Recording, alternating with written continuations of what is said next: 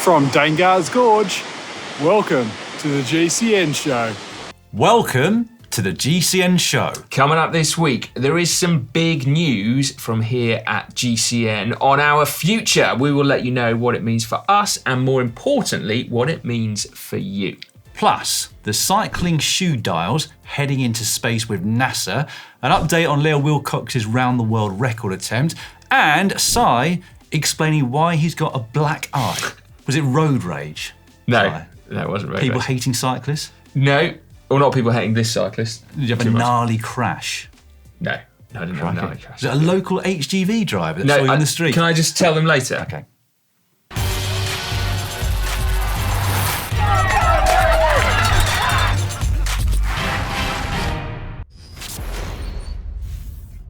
This week in the world of cycling, we learnt that Mark the Manx Missile Cavendish is now Sir Mark Cavendish, having received that award at the King's Birthday Honours last week. Yeah, which means he will be the first knight ever to ride the Tour de France, begging the question, I think, as to whether or not he'll arrive at the team's presentation next Thursday on a horse. In shiny armour, yeah, presumably. In all seriousness, congratulations to Sir Mark. He was awarded that for services to cycling and for his charity work. He can retire now. He doesn't even need to race the Tour, does he? Sir Mark? He's got to.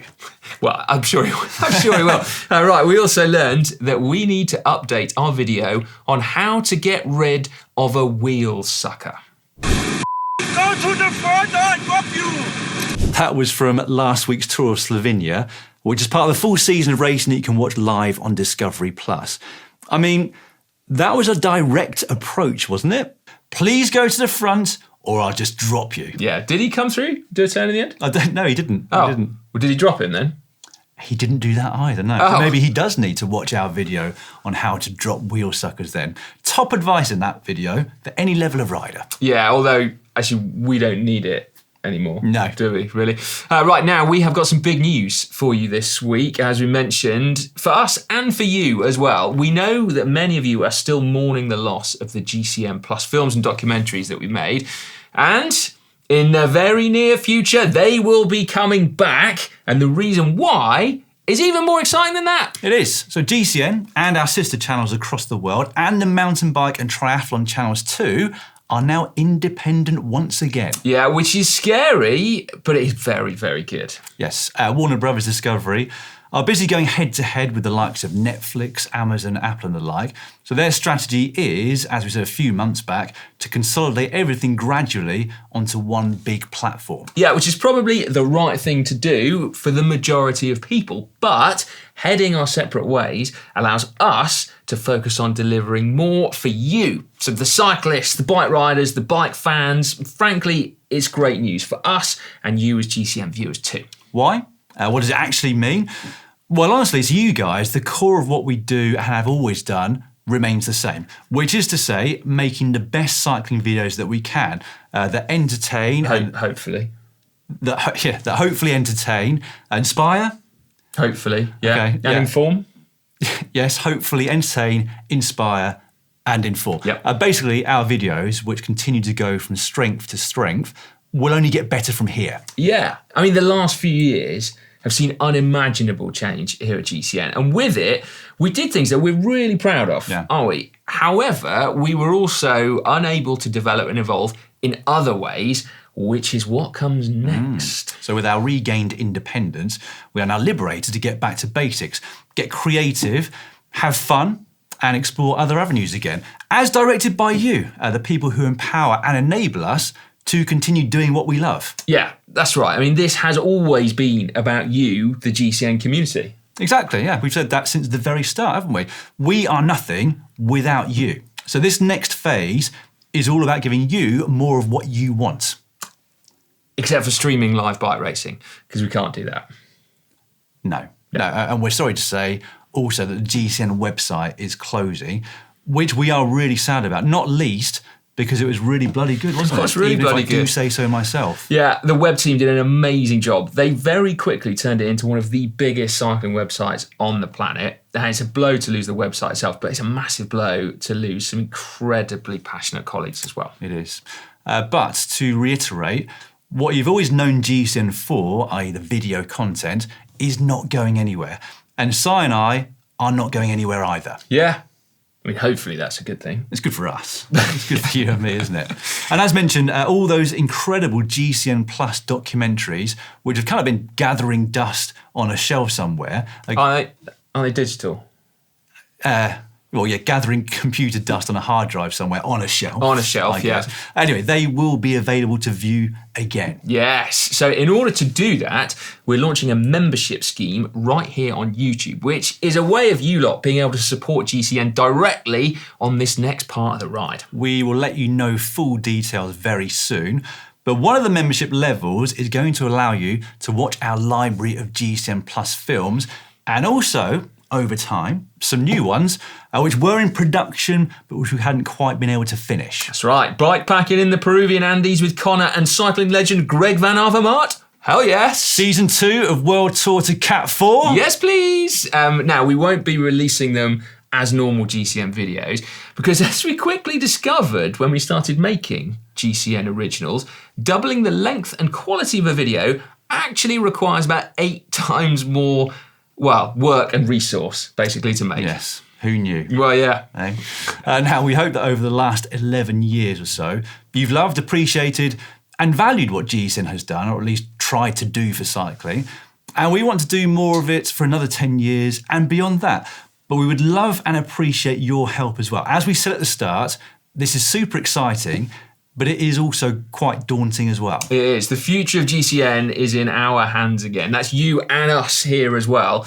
So we want to hear from you, basically. What would you most like to see from us? Let us know in the comments what you think, and any avenues you'd like to see explored, be that, podcasts or new documentaries, racing analysis, or... Dan's OnlyFans? It does have a certain ring to it, actually, Dan's OnlyFans, although I have tried launching an OnlyFans account and it didn't work. Oh, really? Why is that? It was a flop. What was it? What was a flop?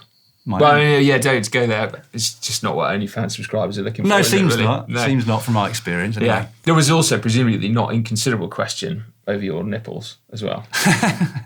Yes, on that subject, episode 3 coming out shortly. Right, please get involved in the comment section down below with your thoughts and ideas for the future of GCN. We will be reading every single one of them and making notes and using that as next step guide to what we do next. And now it's time for cycling shorts. Cycling shorts now, and we're going to start with news of cycling shoes. SIDI cycling shoes. An Italian brand's dial system is going to be used by NASA on the SpaceX Crew 8 mission, which is part of a project to mitigate the effects of microgravity on the human body in the absence of gravity. Wowzers. So apparently 4 crew members will be heading to the International Space Station for 6 months to conduct a variety of experiments in what is called Expedition 71. Ooh, quite the coup for SIDI, that. It is, isn't it? I'm not sure what it says about their cycling shoes, but still, as you say, a coup. Nevertheless. Yes. Wow. By the way, that voice, was that a nod to the SIDI cycling adverts from 20 years ago? I thought that was pretty clear. Oh, yeah, absolutely. I thought it was a great impression. A couple of us definitely noticed. Okay, right, so we transition back down to Earth then, Yes, let's do from that. space, by updating you on the Gladiator Giant and his quest to do a 100-kilometre ride. Yeah. We'll cut to the chase, won't we? Our friendly superhuman Jamie Christian nailed his 100-kilometre goal in 4.5 hours, which is a bloody good effort, isn't it, really? When there's 1,000 metres of climbing and you weigh 130 kilos, was it? Something like that. His new Pinarello must have helped. Oh, is that what it was? Well, I as in saw the- that stealth bike, but I didn't look closely. Yeah, he rented a Pinarello out in Mallorca. Yeah. You know what I was thinking? You could fit 2 Valentin Paris pants into Giant, so to speak.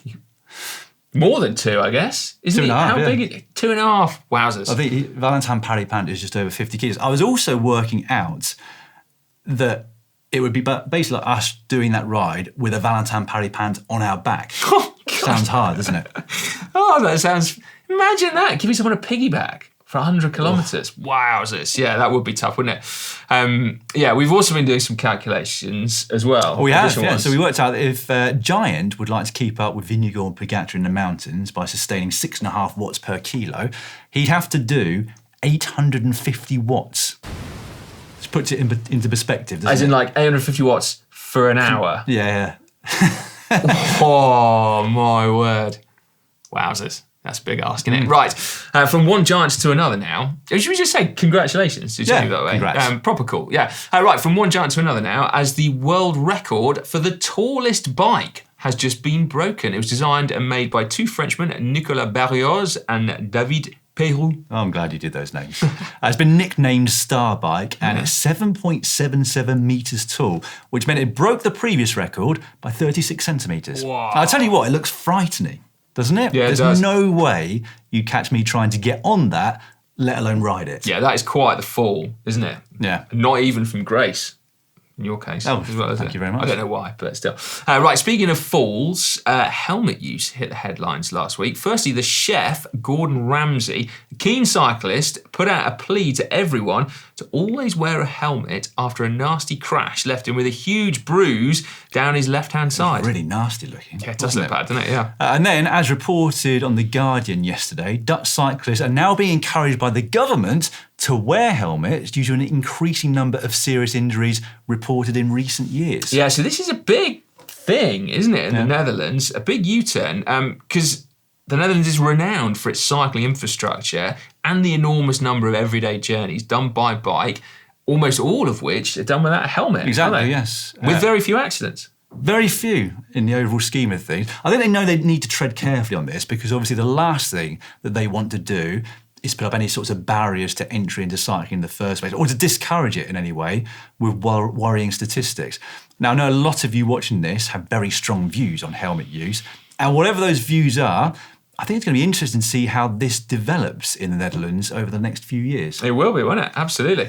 Now, I don't think they could dissuade people from cycling in the Netherlands. It's just like, it's almost gone too far, isn't it? It's like trying to dissuade people from driving cars in other countries like here or in the US. It's like it's almost that part of everyday life. Everything's geared up for it. That's a bit depressing. It makes it sound like we're never going to dissuade people from driving onto bikes in our countries. Well, I mean, we've got a job to do, haven't we? Well, certainly, yeah. But anyway.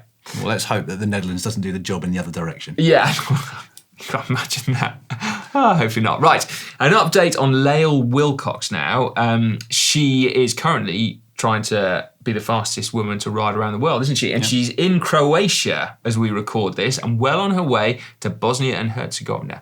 So far, she is 6,500 kilometres into her round the world trip, meaning that she's averaged 296 kilometres per day, which is around 185 miles. Well on schedule then, Yeah. I think. And now over a third of the way through her journey. Impressive stuff. No news on expensive bras this week. Did no one comment on that? I think somebody said that they'd found a more expensive one. Oh, really? Or knew of one. Yes. But instead, something now at the other end of the spectrum, Lidl's own brand bleach. Well, we hope that's not what's inside these bottles on the new unreleased Trek bike. But it really does look like they're carrying detergent bottles, doesn't it? Or like some kind of toilet cleaner or something like that. In fact, I found one in our local supermarket that looks very much like that. Oh, did you? Yeah, I did, yeah. Top investigative journalist work there. Well, yeah, I mean, I just happened to be in that section of the supermarket. They do look, I mean, they are different to normal bottles. They're clearly aerodynamic, these new ones, aren't they? But I can't help but think that they'd be annoying, as in they don't have the flat bottom, so tricky to store when they're not on your bike. That's a good point, actually, isn't it? How would you lie it down? Or we'd struggle to display them in the background of a shot, wouldn't we? Yeah. I mean, yeah. Great for getting to hard-to-reach parts of your toilet, though, isn't it? Getting under the rim.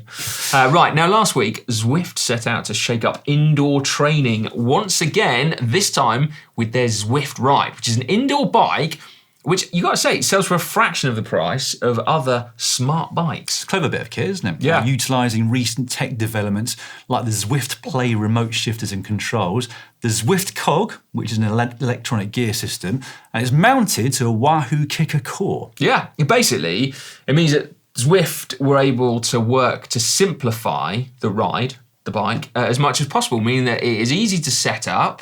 I mean, it really is easy to set up, isn't it? Because Hank managed it. With instructions, though, as we'll get onto later. Yeah, that is true, yeah, uncharacteristically. And it's easy to use as well, plus it looks slick. And its retail price is $1,299, as in $1,299, €1,299 or £1,199, which in the world of smart bikes, as we say, is pretty good going, isn't it? Yeah. Right, we'll finish cycling shorts with a brand new giveaway, courtesy of TRiPEAK, who are ceramic specialists that design and manufacture high-quality bearings. Yeah, on offer are 5 TRiPEAK asymmetric oversized pulley wheels, okay? So in order to put yourself in with a chance, all you need to do is click on the link that we'll leave in the description down below and answer the question, what does AOPW stand for? There is a clue there, if you need it, on the entry form.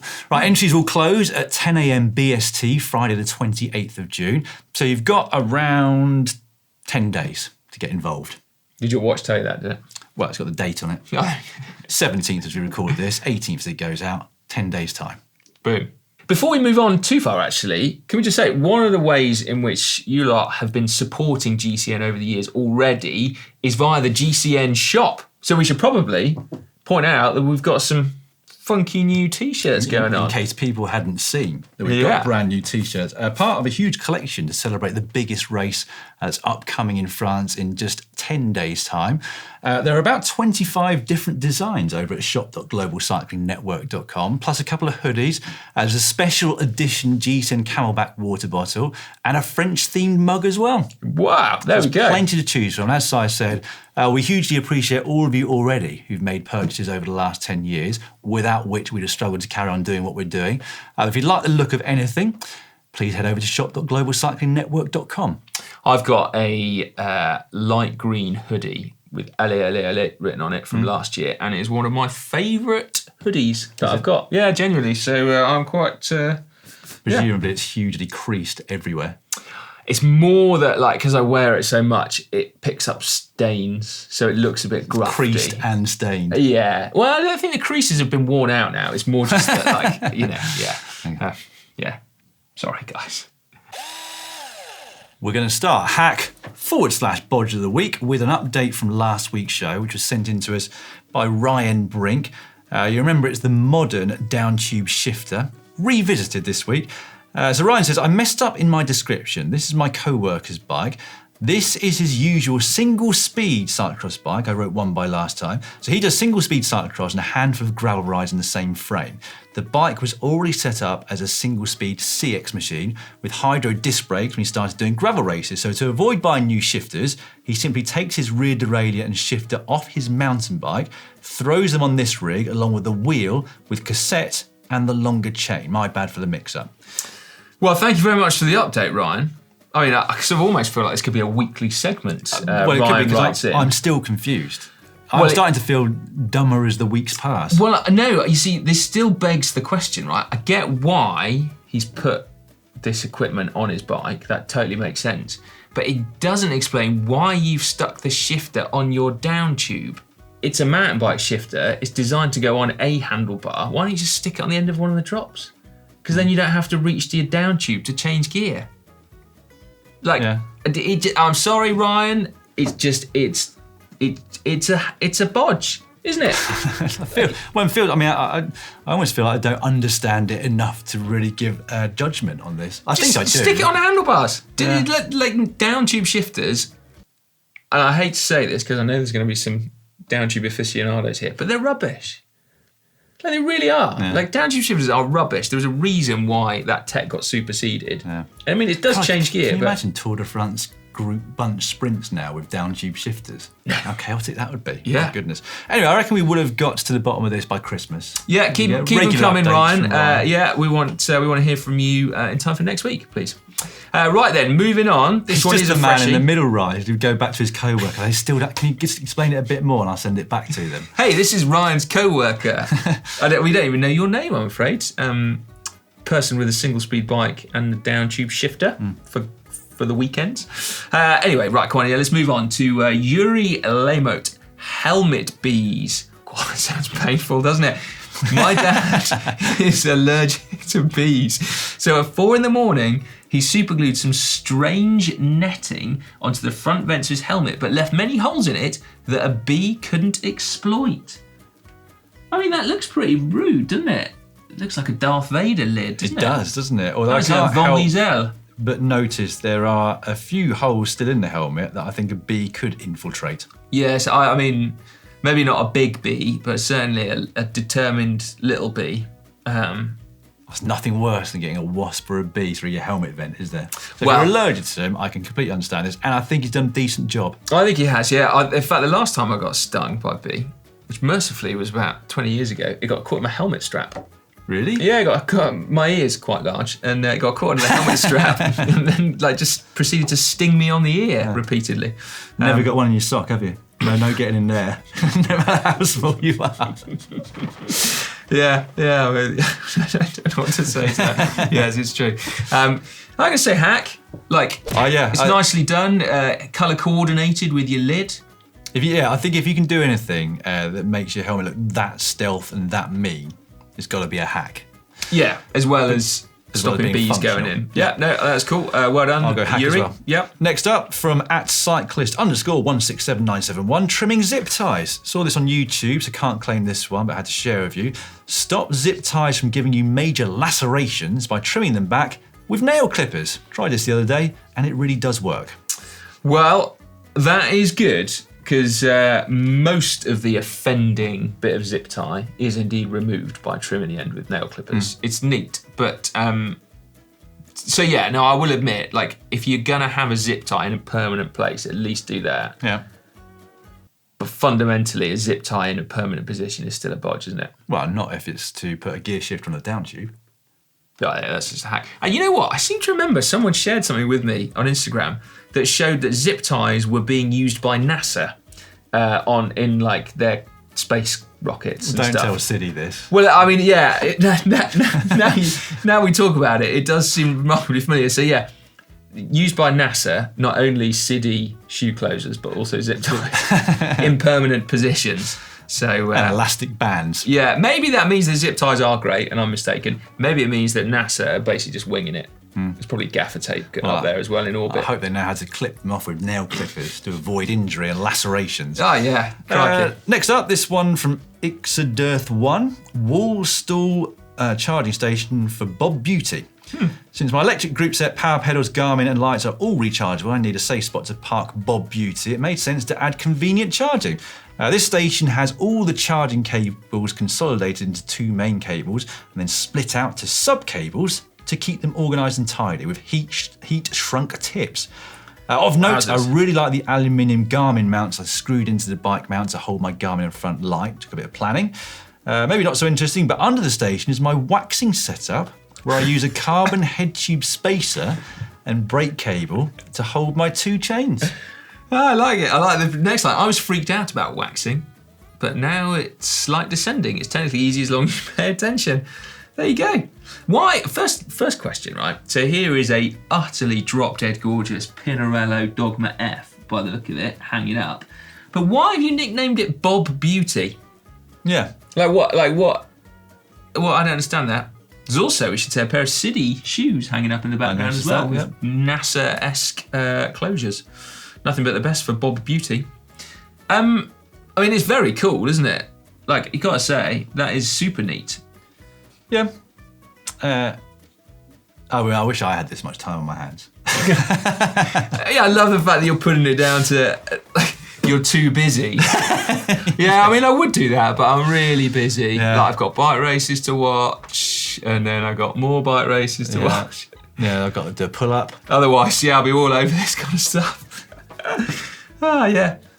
No, I think that's wicked. What a hack. I'm only jealous, really. My garage is in a state currently where it's one of those things that I take a step into it with the intent of starting to tidy, and I look at it and I just think, I don't even know where to start, so I'm not going to bother. I sometimes think that when it comes to like garages, bike stores, that kind of thing, that you can be too emotionally invested, and actually you need a third party in there to be like, do you actually need this piece of junk from 20 years ago? And you'd be like, I mean, we've talked about this before, haven't we? I've got so much stuff that isn't junk. That's the problem. I know that there'd be someone out there where they'd say, that is what I need, and that's what I've been looking for the last few months. People have remained resolutely quiet on our collection of 11-speed Campagnolo cassettes. Super record cassettes. Yeah, no one's ever shouted up in the comments, have they, that they want your old super record cassette? I think it might have been 1123. 1123, guys. Yeah. Well, they're not free, by the way. Otherwise, everyone would be piping out, wouldn't they? Maybe just charging too high a price for it. Anyway, there we go. We should say, by the way, that the Fandango with the uploader is going to begin again very briefly, isn't it?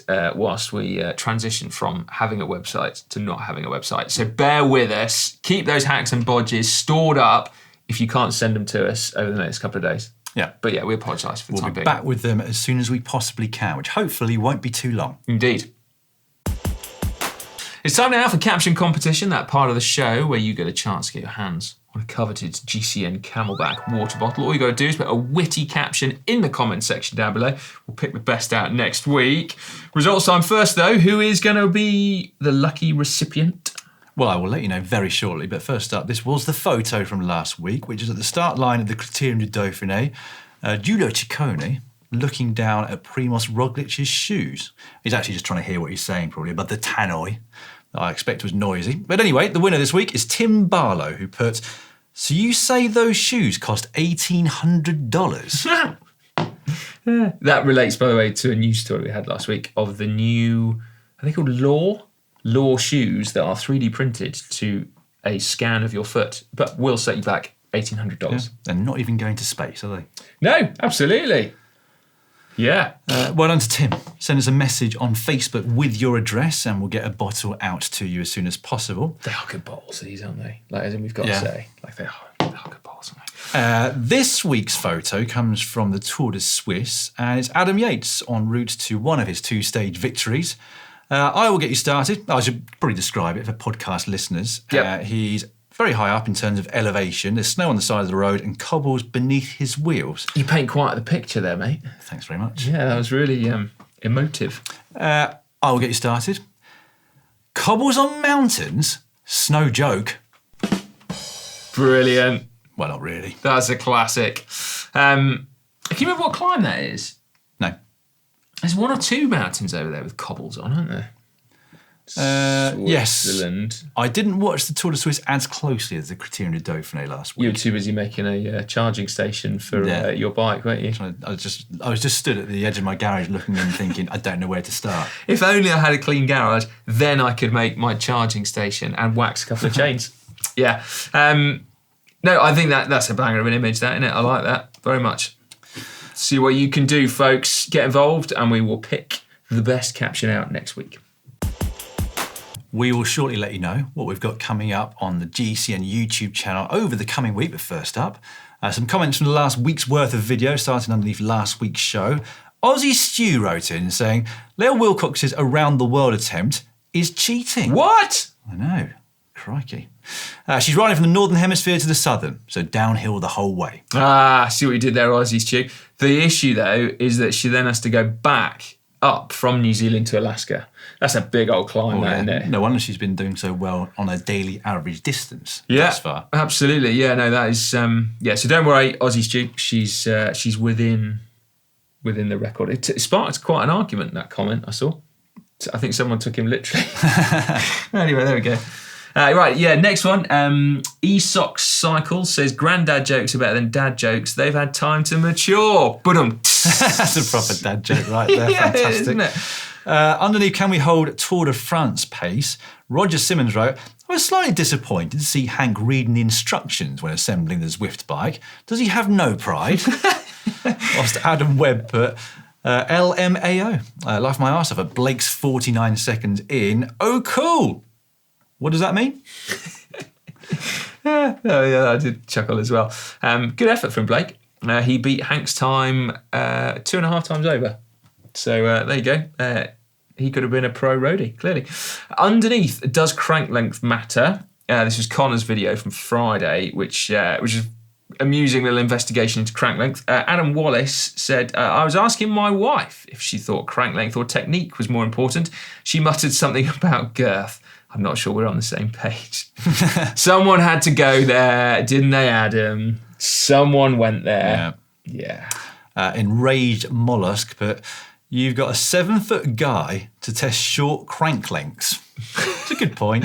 It is a good point. Well, we felt like that would, take things to extremes. If you've got 145mm long crank, to make it really extreme, you give it to a dude that's over 2 meters tall. We get Giants to test out the world's lightest bike next. Yeah, that'd be amazing, wouldn't it? How fast is an old Tour de France pro with modern kit? This has been David Miller at his old evening 10 time trial. Balsamthir wrote, the interview of David sitting on the back bumper of the car drinking tea was sweet and heartwarming. It was like every good cup of tea, isn't it? Yeah, very true. I don't know if he had sugar, but what struck a number of people in the comments was that was David's first cup of tea in over 10 years. Did he explain why he hadn't had a cup of tea in 10 years? I guess he just drinks coffee, but you'd imagine to not have one in 10 years that you hate tea. Yeah. He clearly doesn't, at least not when it's free. Well, maybe it was because he lives in Girona, and actually this was back in the heartland of, English tea. Also, well, certainly back in the day, but it was a safer bet asking for a tea, wasn't it? You could get some pretty bad coffee sometimes. Oh, yeah. When I was a window cleaner, right?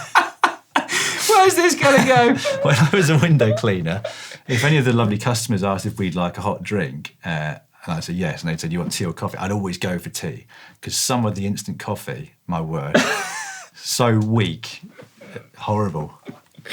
Oh, that's amazing. It was harder for people to get wrong. Yeah. I felt. So I'm only speculating, but I think that might be why I went for tea. This is amazing.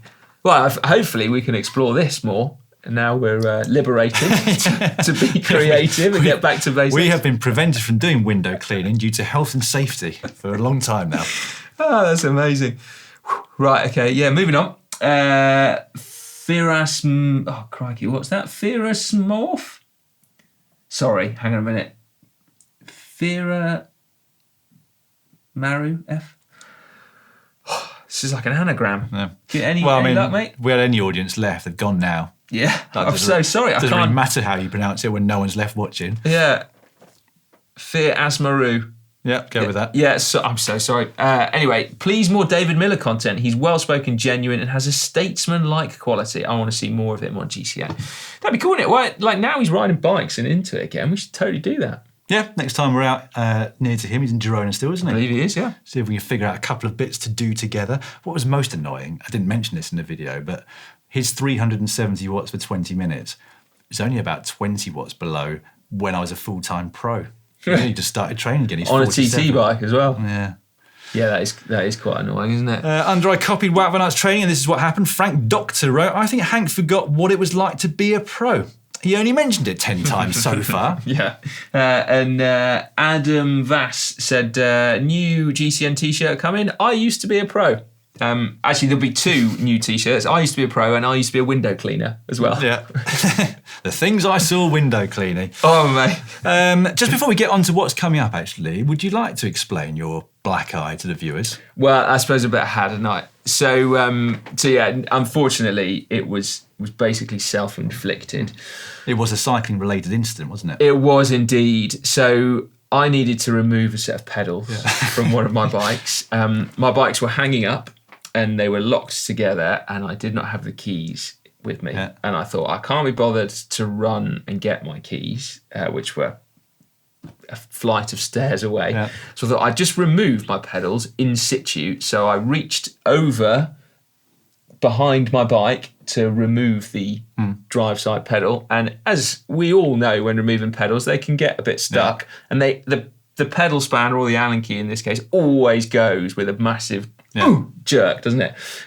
Which is exactly what it did in this case. And with it, my whole body went forward and I headbutted my bike very, very hard. And the other pedal that I hadn't removed yet poked me in the eye. And if you watch this Sunday's video, you will see the aftermath as it happened, basically, because the swelling on my eyebrow got bigger and bigger and bigger over the course of the day. So, I mean, thank goodness I have big sunglasses because they hid most of it for most of the day. Shame you didn't have them on at the time, wasn't it? Well, really? Yeah, true that. Anyway, yeah, so be careful, folks, when you're removing pedals. That was the first time I've poked myself in the eye from it. Yeah, I mean, I think there's a lot of people out there will have had injuries from removing pedals, but I'm not sure how many black eyes there have been from removing pedals. My God, I'm so annoyed with myself. So annoyed. Oh, that's the worst thing, isn't it? It's just how stupid was that as opposed to the pain. Yeah, I could have unlocked my bike very easily. But no, I just decided to inflict a black eye on myself. Yeah, very good. Well, So, good yeah. soon, mate. Thank you. Right, on to what's coming up on the channel this week. Starting on Wednesday is how to safely remove your pedals with side whips. Yeah, no, that'll be coming up very soon. 6 things I learned from Si at the Gravel World Championship. Oh, it's Gravel World Series. Gravel World Series, Not yeah. there yet. No, not yet. Thursday, new bike alerts. Actually reveal what the bike is or even the brand right now. But stay tuned for that on Thursday and all will be revealed. Yeah, on Friday, Dan, what is it? All will be revealed. Hopefully not. Keep your T-shirt on. Yes, it is my episode 3 of my journey to health and fitness. I'm going to be focusing on the importance, especially as you get to my age and older, of increasing strength predominantly, but also to a degree, trying to put on some muscle mass in your later years. So you've got stuff to lose, basically, as you get older over time. Have you managed to put on any muscle mass on your legs? Because they've always been on the slender side. Yeah, they have, yes. I've been working my ankles. Oh yeah, good stuff. Well, if you need any tips, got that nailed. Hard to know. I mean, I'm the same weight as when I started this journey, which was the idea. I didn't want to lose weight, but I'm hoping, obviously, that the weight distribution has changed more over towards muscle and slightly less fat than I had before. But I won't find out until the very last episode in November. And I have the DEXA scan redone, exactly what the body composition is. But as I've been training almost every day, I would hope there's been some signs of an improvement in the right direction. I can't wait. I'm actually looking forward to November for that reason. Yeah? I mean, there's not much else to look forward to in November, I don't think. No, true. Onset of winter. We haven't had summer yet, have we, here in the UK? But that's another story. Coming this week, though? Supposedly. Right then, God, we're still going. Saturday, this is cool. So Ollie was out getting a bit of a sneak peek at the Visma altitude training camp, and he collared Matteo Jorgensen, fresh from Jorgensen, fresh, thanks mate, from his Dauphiné. And he basically got one of his hardest training sessions off him and tried to copy him. So this is like, so yeah, out in the Alps, Ollie versus Matteo Jorgensen and his training session. And Sunday? Sunday is $150 versus $1,500 versus $15,000 bike. So it was that's me with my black eye basically. But yeah, super interesting. Super interesting. I look forward to watching. Do you know what I think we're going to read a lot in the comments is I would like shorter, more concise videos. Well, especially for the GCN show. Yeah, I mean, no one's going to argue it because no one's going to have got this far. No. So there you go. Yeah, there'll be one comment, and that'll be from Isaac, who edits this video. Yeah, okay, fair enough. Well, no, please do keep those comments coming in, not just about the length of the GCN show, but yeah, everything. And as we said as well, we do really value your support, don't we? Yeah, we do indeed. So thank you for those of you who've been supporting us up to this point. Hopefully that will continue onwards. But yeah, we would love your feedback as to what you would like to see going forwards.